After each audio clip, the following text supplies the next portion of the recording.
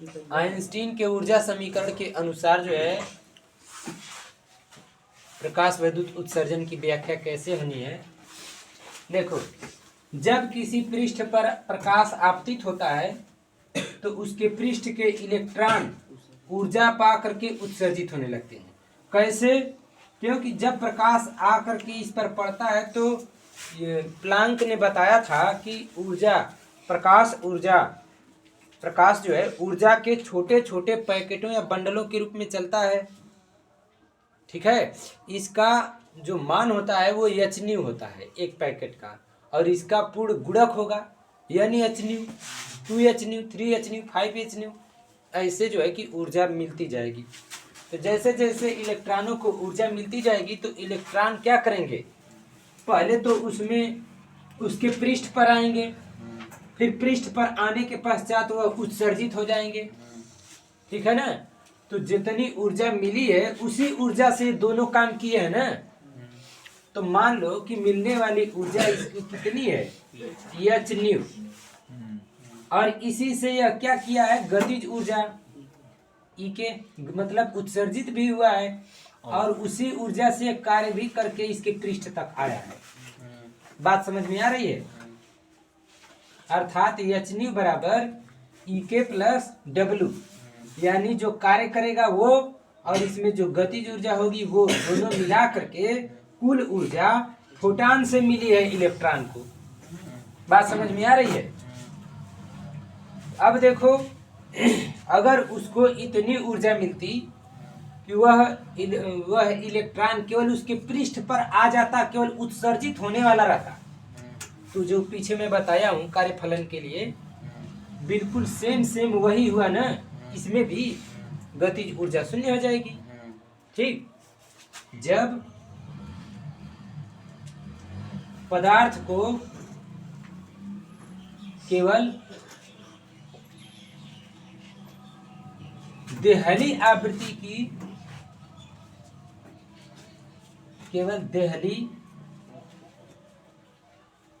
की प्रकाश ऊर्जा मिलेगी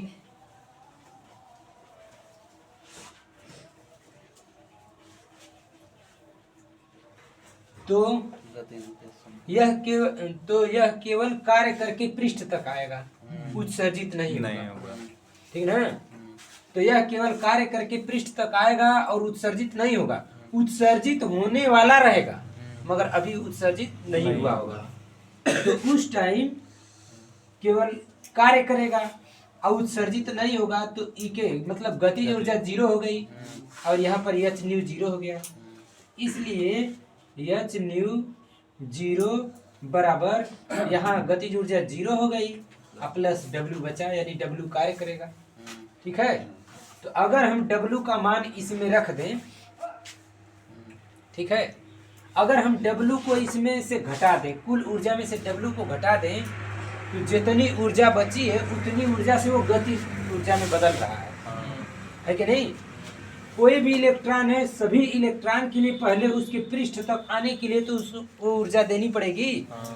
अगर जो ऊर्जा उसको मिली है इलेक्ट्रॉन को, उस ऊर्जा में से जो उसके पृष्ठ तक आने वाली ऊर्जा है, यानी जितना वो कार्य कर रहा है पृष्ठ तक आने में, उस ऊर्जा को अगर हम घटा दें तो जो ऊर्जा बची है उसी ऊर्जा से वो उत्सर्जित हो जा रहा है कि नहीं।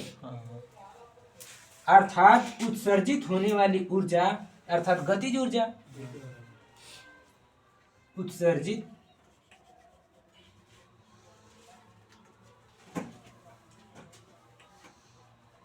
होने वाली ऊर्जा अर्थात गतिज ऊर्जा ई के बराबर क्या होगा, ई के बराबर डब्ल्यू को इधर पक्षांतर कर दो, एच न्यू माइनस डब्ल्यू, और डब्ल्यू का मान कितना है, एच न्यू 0, तो यहाँ पर एच न्यू 0 रख दोगे तो ई के बराबर हो जाएगा एच न्यू 0 और माइनस एच न्यू नहीं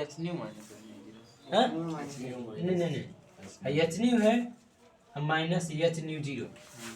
डब्ल्यू के जगह हम डब्ल्यू का मान रखेंगे ना एच न्यू 0, तो H new minus H new 0 हो गया। ठीक, यानी कि कुल ऊर्जा में से जो इसके कार्यफलन की ऊर्जा है उसको हम घटा देंगे तो जो ऊर्जा बची उस ऊर्जा से वो गति कर रहा है।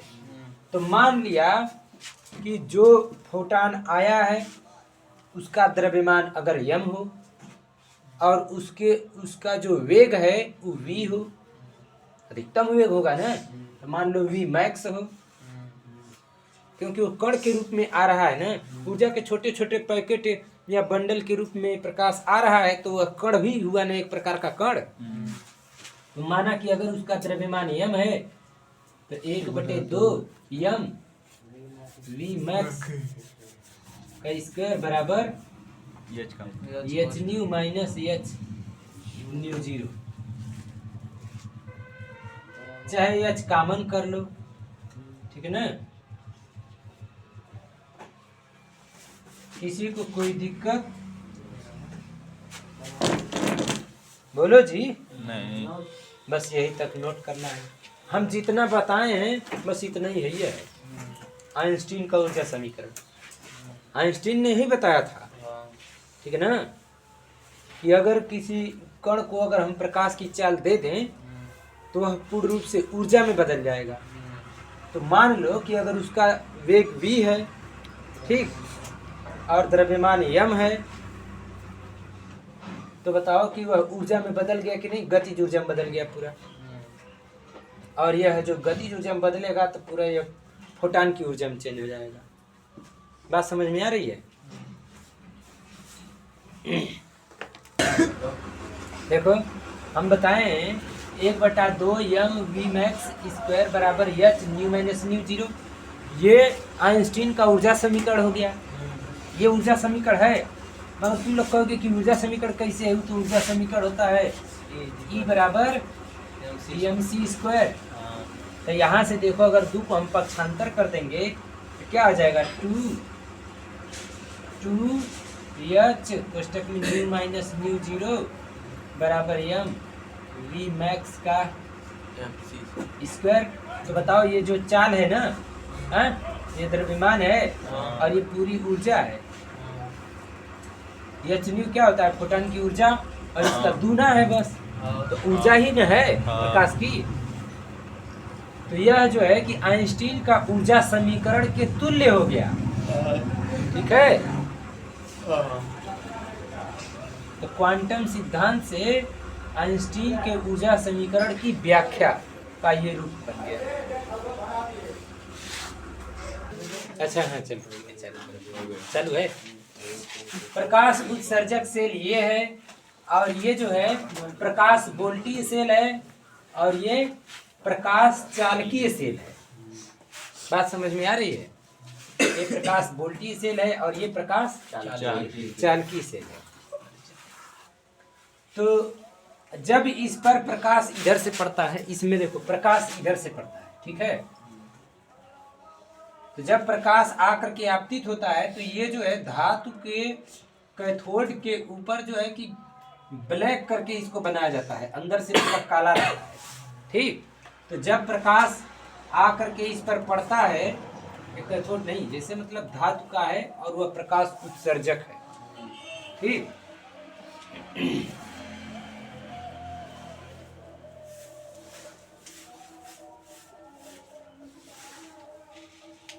ये कैथोड ही है और ये प्रकाश उत्सर्जक धातु है, ठीक।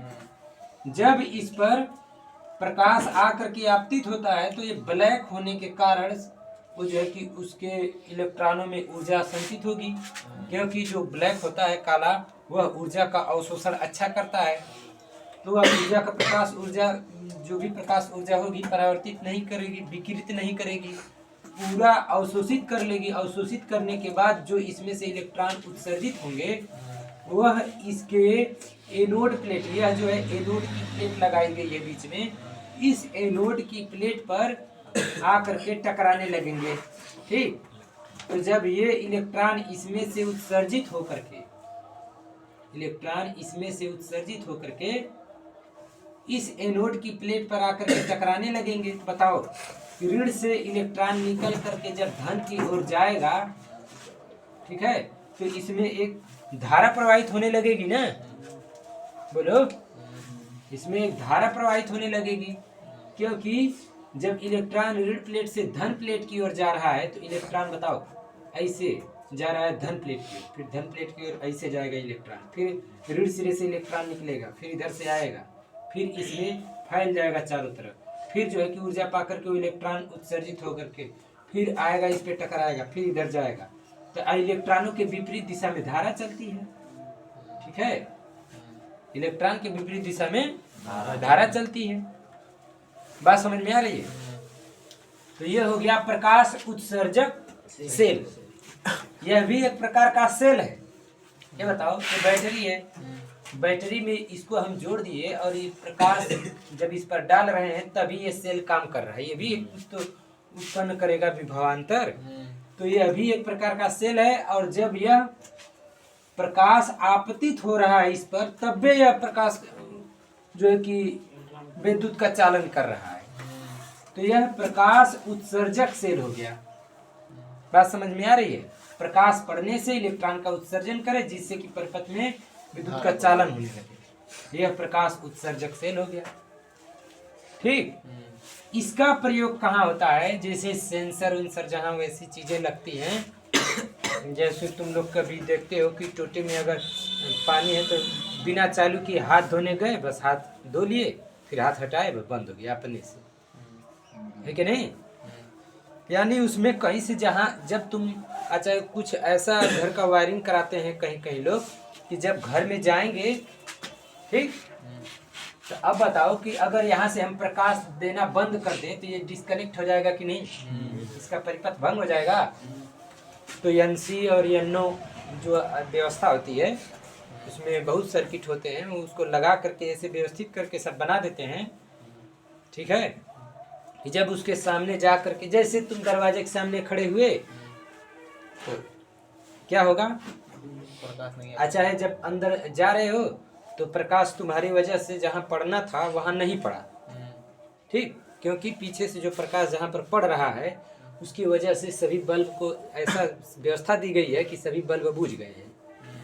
ठीक, तो जैसे ही तुम जा करके वहाँ खड़े हुए तो तक बल्ब जल गया अपने से, फिर उसके अंदर गए, ठीक, तो फिर और जल गया, इसी तरह से जलते चला जाएगा। फिर उधर से आओगे तो बुझते हुए चला आएगा, बुझते हुए चला जाएगा।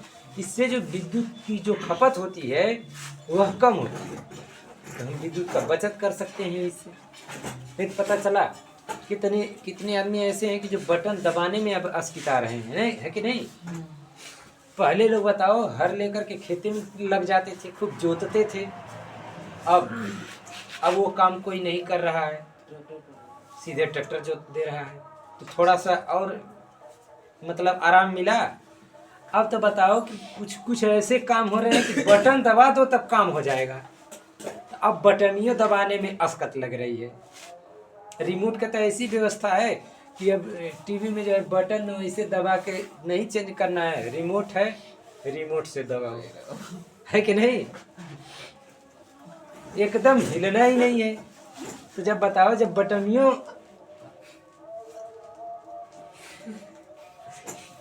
अरे तो इसी तरह से यह व्यवस्था लगाई जा रही है और लोगों को कादर बनाने की। बात समझ में आ रही है ना? जितनी बढ़िया से कायर बन जाए उतना अच्छा है। हाई देखो, तो इसका प्रयोग कहाँ होता है? स्विचिंग में। स्विच यानी बटन। जैसे प्रकाश पड़ना बंद हुआ, ये बटन मतलब ये क्लोज हो गया, परिपथ बंद हो गया। प्रकाश इस पे पड़ रहा है तो ये परिपथ चालू है। एक प्रकार का ये स्विचिंग क्रिया करेगा ना, बटन की तरह कार्य करेगा कि नहीं?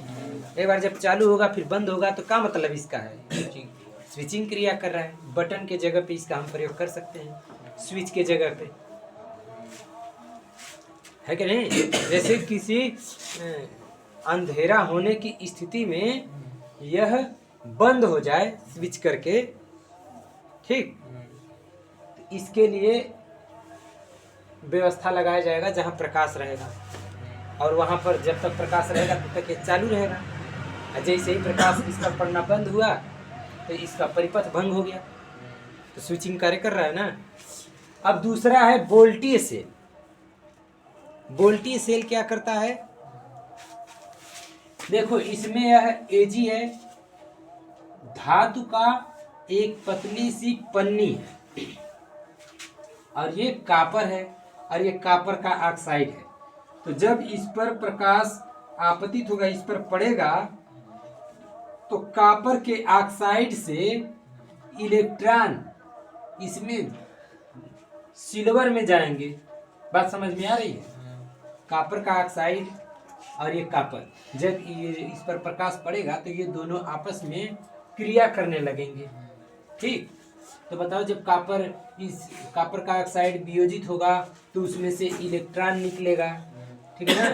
जब वो इलेक्ट्रॉन निकलेगा तो इलेक्ट्रॉन वहाँ जाएगा किधर? जो धातु होगा उधर जाएगा। तो हाई तो इसी में था ही, कापर में तो था ही, ठीक है ना। तो वो इलेक्ट्रॉन अब कापर में नहीं जाएगा, किसमें जाएगा? चांदी में जाएगा, ठीक है।